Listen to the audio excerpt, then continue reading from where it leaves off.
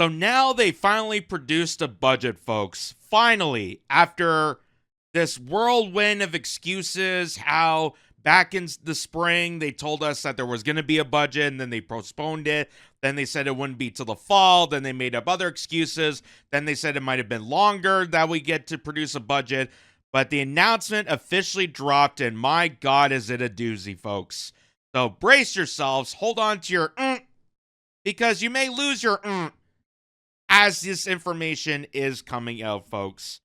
So from the Toronto Star, announcing Canada Budget 2025 recap, a deficit that balloons to $78 billion. $78 billion. Now that seems minuscule to the $38 trillion that the United States is facing with their deficit, and that's not going to decrease under Trump. But $78 billion, that's a lot. That is a lot to deal with, folks, considering the fact that Canada is not in a great state. It is deteriorating every second. And Mark Carney and the Liberal government are now telling Canadians they need to sacrifice more because of how much this budget is going to cost them. It's not going to cost Mark Carney. It's not going to cost Brookfield. It's not going to cost anyone in Parliament that gave themselves pats on the backs and pay raises while things are going to mess. But it's going to cost the average Canadian more with all this. So that is just alarming, folks. And this is just what is causing so much mayhem to the point that this could stir the potential of an upcoming election. Because Mark Carney is not the savior that people thought he was. And if you still think that Mark Carney is a savior, I got a few boosters I like to sell you. Because you're completely a chump. You're a brainwashed chump. You still think that Mark Carney is going to save this country.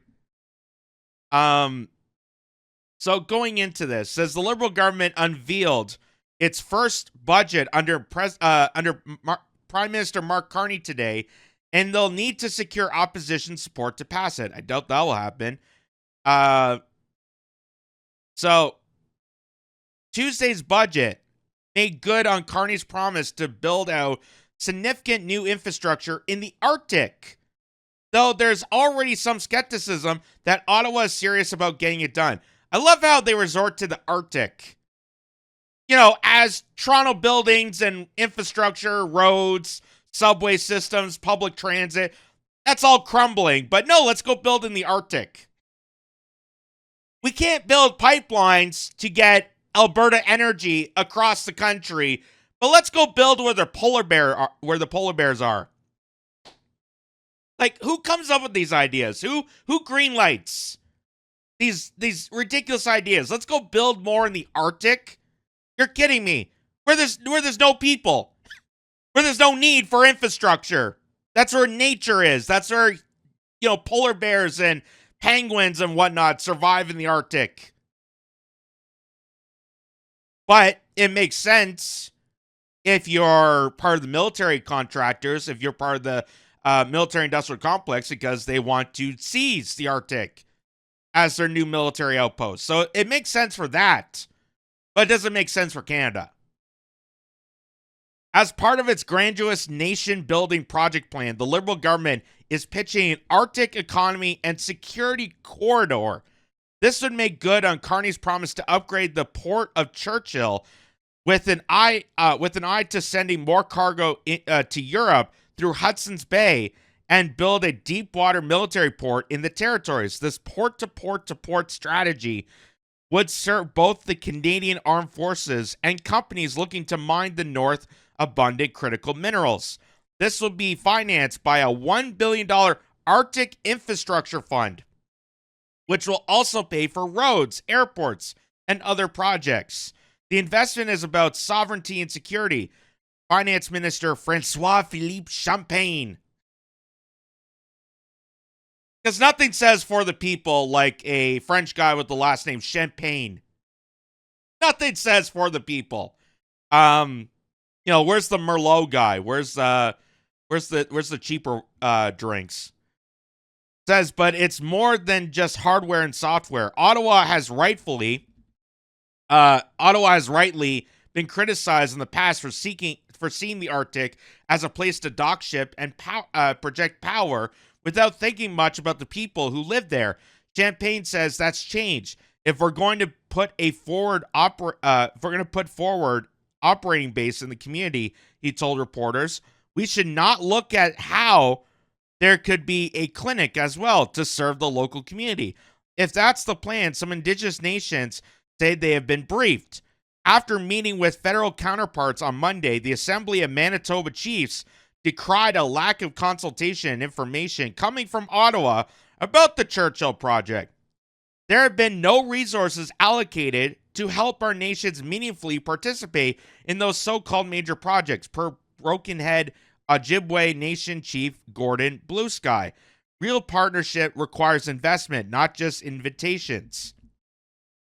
Ottawa needs to not only improve its engagement with Indigenous peoples in the North, but with its fellow Arctic nations. Luckily, it's made some progress on the latter front. Over the past year, Canada's formed an ad hoc partnership with the European Arctic nations outside of the Russian-dominated Arctic Council, and with the Greenland-Hungary United States, which seems to be going well.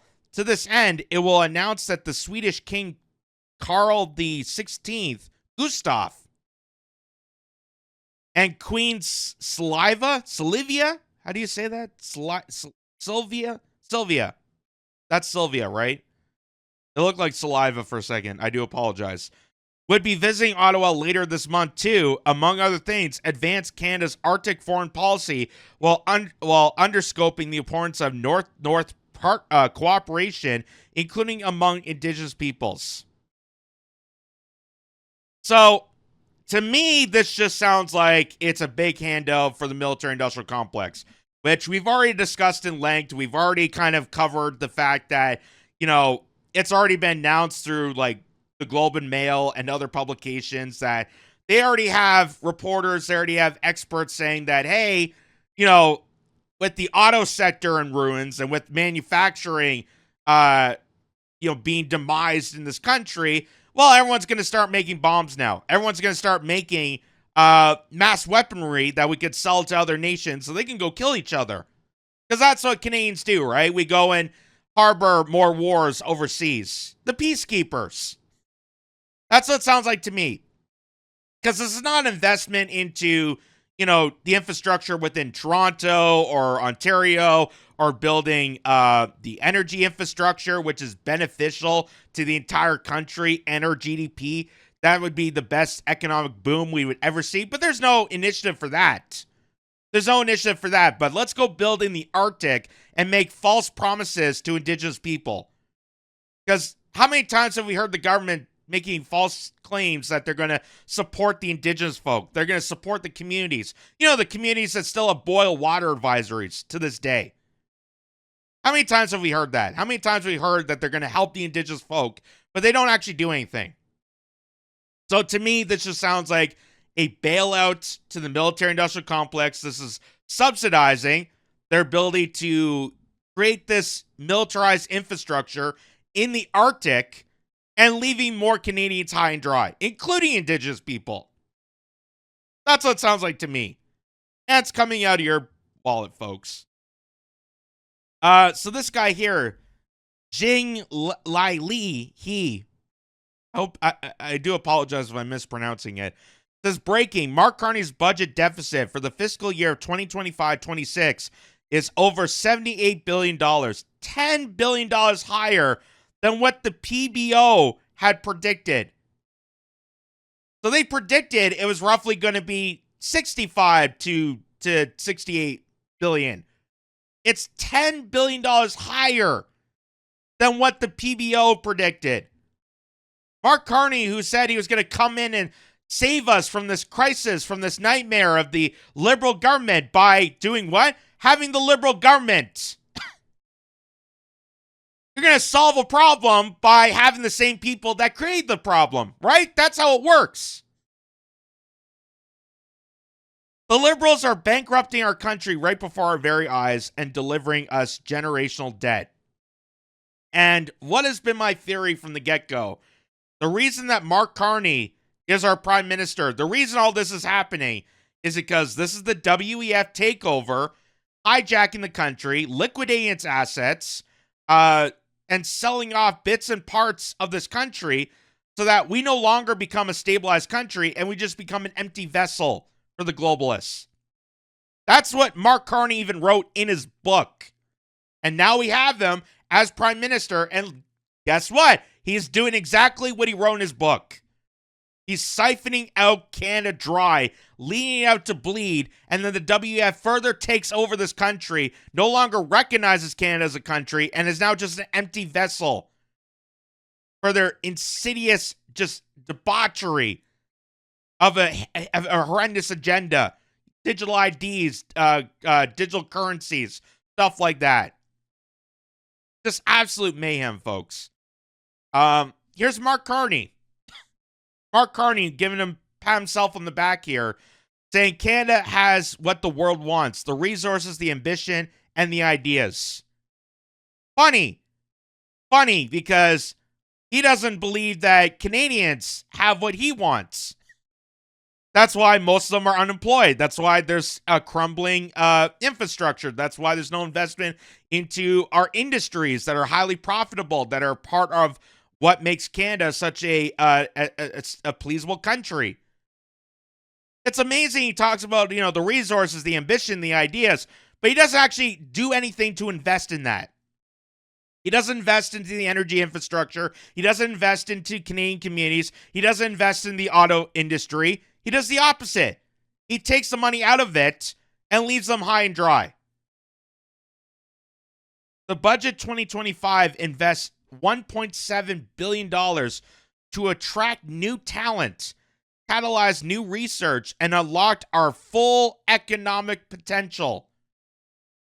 Well, considering we're going backwards in our GDP, considering we're going backwards and we're ballooning our deficit while our country is still crumbling, you're not bringing us potential. You're bringing us devastation. You're bringing us the worst of the worst. And I don't know if anyone's looked at, videos from China or Scandinavian countries. You could say what you want about their governance and, paying high taxes and, the Chinese Communist Party. The worst Chinese communities, the worst cities in China are better than the best cities in Canada. Just point that out. The worst cities in Scandinavia are better than the best cities within this country. How are they doing better than we are? If we're such an economic resource, if we're such a powerhouse for all the, vast wealth we have from minerals to energy to forestry to everything else, how are we worse off than Scandinavian countries and China? How are we worse off? How are we not, bringing in more investments? How are we not being this great, Western empire that we're supposed to be? It's because of people like Mark Carney. Because this is how empires collapse. This is how all empires collapse. And that is what's happening right now. The Canadian empire, the United States empire, the entire West is collapsing because these globalist monsters, these mafia men, these ghouls are siphoning out the very formation and foundations of what makes these countries so great and prosperous. And people are starting to wake up to this. This is the CBC is even starting to wake up to this. So this is after they announced the federal budget, and Rosemary Barton even gets a shock because this Canadian here, this Canadian woman, I don't know the name, is going to tell her how devastating it is to be a Canadian citizen working in the Canadian economy, how she has to skip meals, how she has to, go to food banks. And Rosemary Barton, who I'm sure gets a, substantial paycheck working at the CBC, I don't know how much, is shocked by this. Is shocked by the fact that we've known for months and even years now that there's been 2.2 million users at food banks just in Toronto alone a month. And she's going to be shocked by this. Watch. I know you've been looking for a job too in Halifax. You relocated to Halifax in hopes that I think that would help things, both the housing and the job market. Tell me a bit about how challenging that's been. It's really hard to find anything right now. There's a lot of people looking for work, and ultimately my doctor did end up putting me off on disability. So I haven't actually been able to work for the last year or even seek work. And you've got 3 kids who have also been living through this instability, right? High food prices, not knowing where you guys are going to live. How are they dealing with things? Well, there's been many nights where my husband or myself will have missed a meal just to make sure that my kids have something. We're not the only family facing that, and unfortunately, it's with the. I know you've been. So she just said that because she has 3 kids, she's struggling to find work because of high unemployment, because we're importing a bunch of these temporary foreign workers, which we don't need. We don't need whatsoever, but we're importing them because corporations tied with the government are forcing the government to continuously open the borders, flooding with migrants for cheap labor to push away and drive out eligible Canadians for an actual decent wage. And because of this, a mother and a father are skipping meals so that their kids are well nourished. This sounds like third world shit. This sounds like something I would hear in Africa. That a Sarah McLachlan song should be playing underneath this. I should be crying about this. Like United Way be doing commercials about this. It's happening in Canada, in Halifax.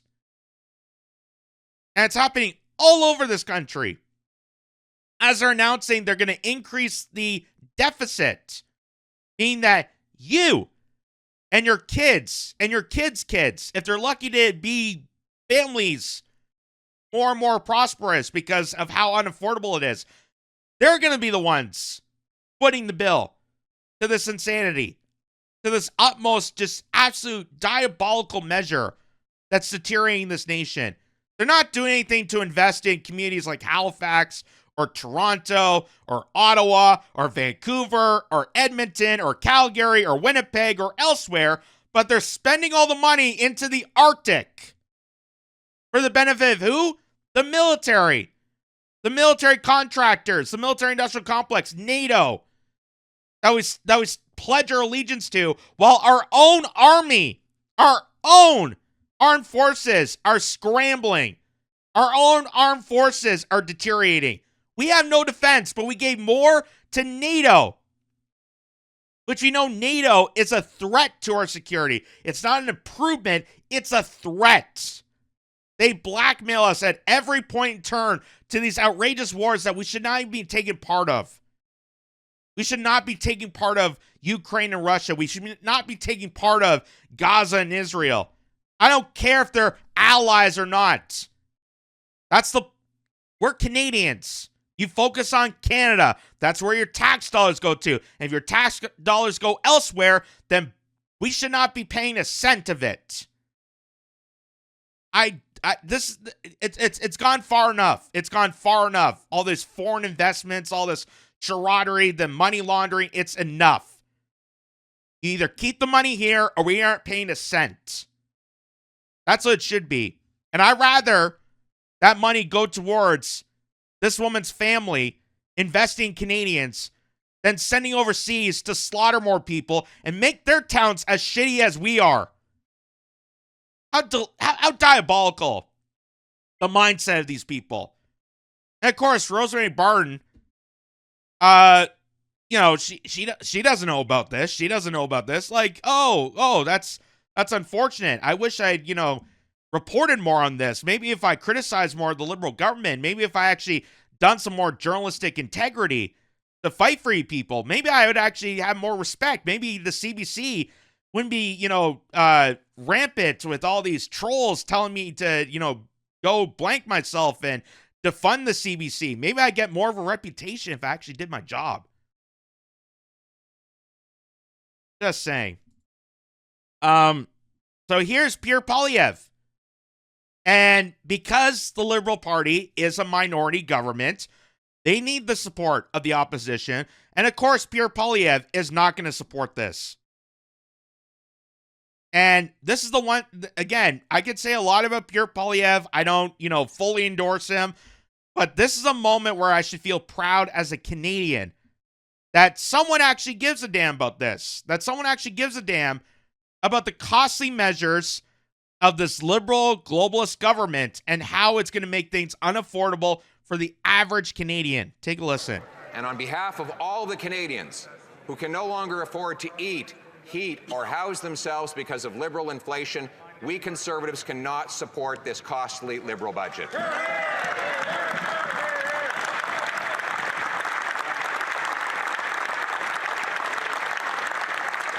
But there is still time for the Prime Minister to do the right thing. We will put forward an amendment that will transform this policy by making Canada affordable again. It will get rid of the industrial carbon tax, cut the wasteful spending to bring down debt, inflation, and taxes. It will open our country up to opportunity by developing our prodigious resources, clear away bureaucracy to build affordable homes. Nous revendiquons.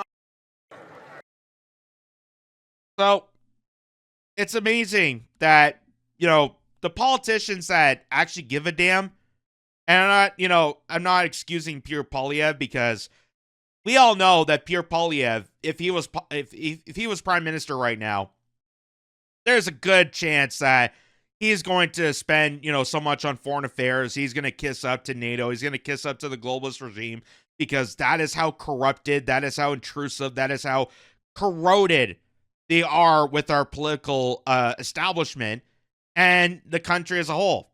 They're immensely corroded into the very fabric of this nation.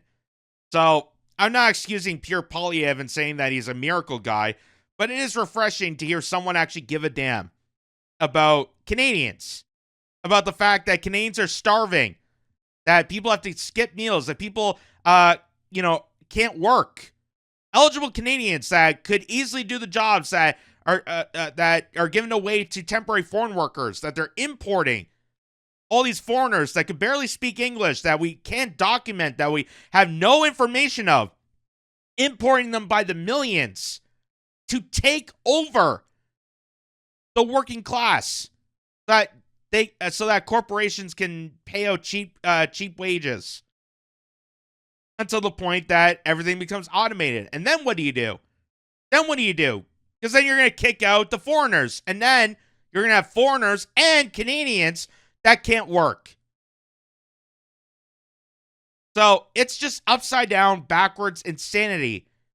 And things are going to get worse unless we actually come to recognize this and come together and actually fight back. Here's this guy, Anthony Coach, who says Chrystia Freeland resigned over a $61.9 billion budget deficit, and Carney's first budget is $78 billion. Cooked. Exactly. Remember that? Chrystia Freeland resigned the day she was supposed to deliver that budget because she knew that herself and Trudeau and the rest of the liberal establishment screwed this country a whole new one. And she resigned on that same day because she didn't want to get blamed. It was like a game of hot potato. Everyone resigned. They tried to pass along the blame to somebody else. They said that, Trudeau did this. No, it was Sean Fraser. No, it's this guy. No, it's that guy. No, it's Steve Guilbeault. They're trying to pass off the blame because the whole entire parliament screwed you a new one. And now here's Mark Carney doing the exact same thing. The exact same thing. And if you think that Mark Carney is still a savior, is going to defend you from Trump, is going to help this country prosperously, I got some vaccines I like to sell you because you are a chump. You are a degenerate, low IQ, dumbass chump. And you're just following the herd that you heard on CBC. You're following along with the psyops that is drilled into your brain.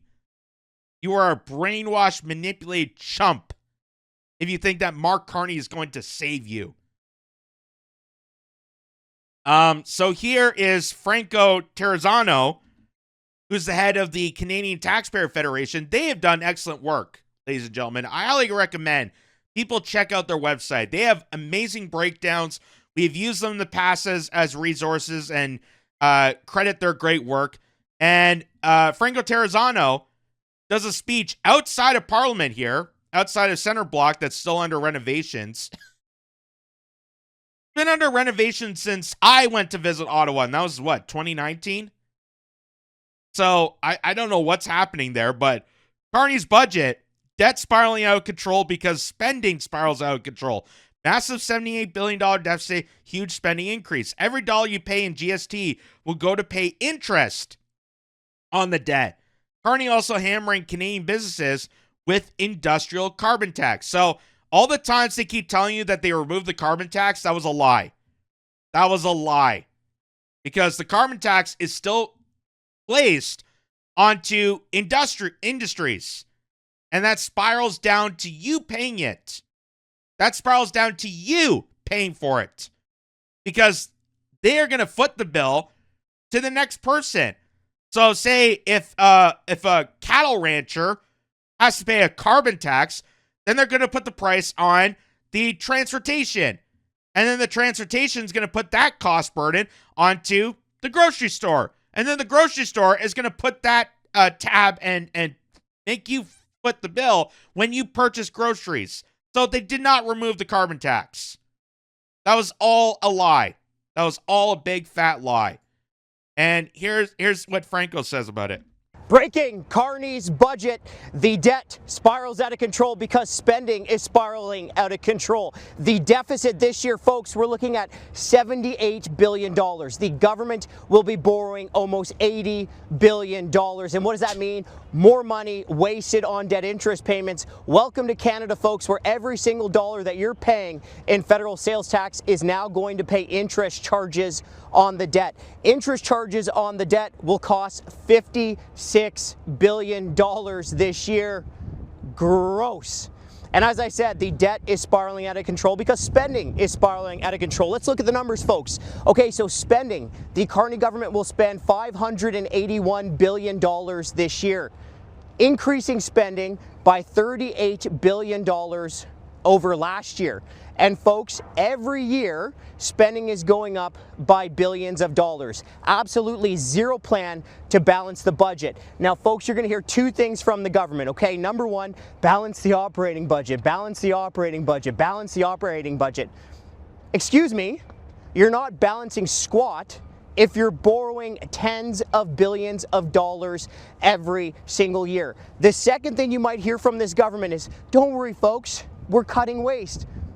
Well, I don't know about you, but you're saving money wrong when you're increasing spending by billions of dollars every single year, and that is exactly what is going on in Budget 2025, okay? And by cutting waste, this is what's so crazy about it. When they mean cutting waste, it doesn't mean, hey, we're going to, pay cut the politicians that stole more money when you were shut down during COVID. Remember, they gave a bunch of payouts to politicians that did not lose their jobs, that didn't have to go on to SERP, that did not lose their, small businesses. 7 out of 10 in Toronto alone lost their business completely. They're not talking about that, but they are talking about how they're going to mandate people to have automatic tax filing. So the CRA is building an AI database that's going to automatically steal your money for you. That's the kind of waste that they're trying to cut back on. So instead of actually having representatives to deal with your taxes accordingly and crunch the numbers respectively, they're going to have an automatic system that says, hey, we're just going to steal the money for you. How just insane. Just how insane that is. And all the savings the government is talking about, well, guess what, folks? That's savings down the road, right? What have we heard from the government all the time?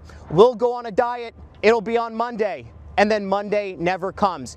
Folks, we don't need another plan to plan about having a meeting about cutting spending. Canadians need real spending cuts right now, and it has to start with the bloated federal bureaucracy. You know that the federal government added 100,000 bureaucrats, ballooned the cost of the bureaucracy 77% since 2016. Okay, folks, so let's think about it again. Debt way up, deficit massive, borrowing $78 billion this year.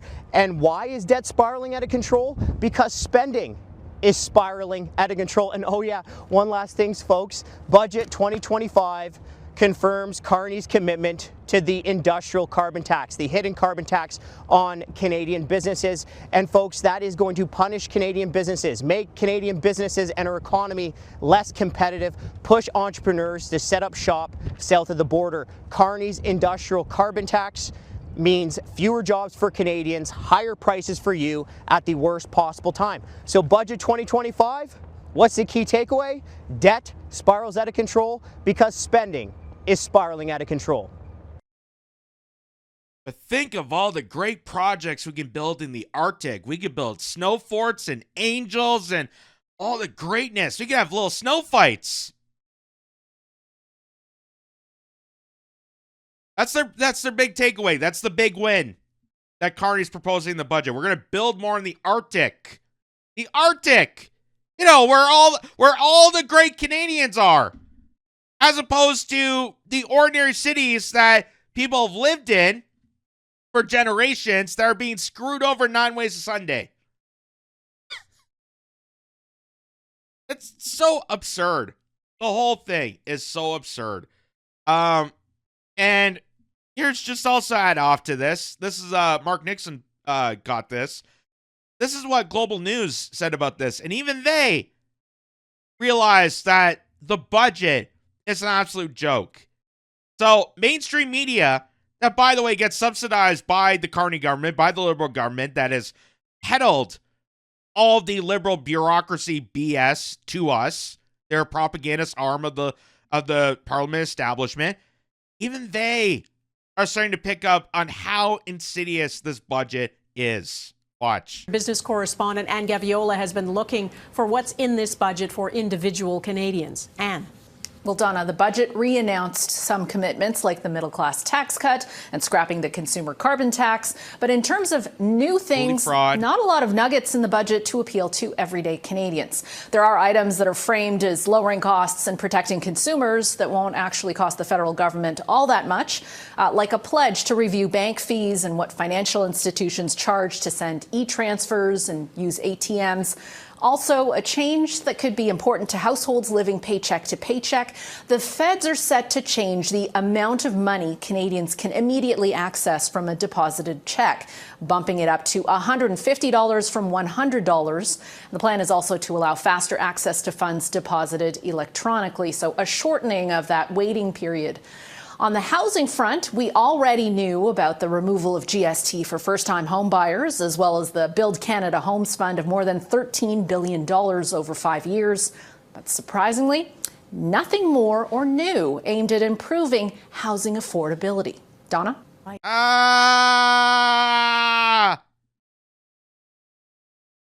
So all those announcements on building more homes and, cutting the red tape and, we're going to drop the GST fees for first-time home buyers. Doesn't do crap. Doesn't do goddamn crap. And that's because Mark Carney does not give a crap about this country. And as I said, this has been my growing theory. It's becoming more and more true that the whole reason we have a central banker as prime minister is purposely to drain this country. Purposely to destroy Canada so it becomes an empty vessel for the WF globalist empirical mafia that does not see countries. They just see opportunities to exploit, destroy, cripple countries, cripple economies, cripple nations into their direction so they become the sole power of the world. These are megalomaniac oligarchs that don't give a damn. They're psychotic sociopaths, and this is proving it. That apparently $78 billion deficit is a win. Because look at how much we're building in the Arctic, folks. Yay! As people are skipping meals, as groceries are becoming more and more expensive, as the basic necessities of life are becoming more and more unaffordable for Canadians. There's more people on the streets than ever before. And that number is going to continue to increase as this budget is being rolled out. And those people that are homeless, that are out in the streets, a lot of them are employed. A lot of them are children that are forced out. And it's just going to get worse and worse. And when that RCMP report came out, we'd shown that article before. There was a secret RCMP article that was going around Parliament, that was going around the CSIS, that was going around the intelligence services. They are petrified. They're petrified that more Canadians are going to wake up and shit's going to hit the fan and people are going to revolt. And what I'm telling you right now is that shit's already hitting the fan, and it's been for a long time, and it's more than ever a great opportunity for people to get together and stop this mayhem. We did it with the Freedom Convoy. We can do it again. And trust me, they are worried that that is going to be the case. They're worried that Canadians are not going to take this lying down, and people are going to fight for the goodness of this country. And I hope more people consider that.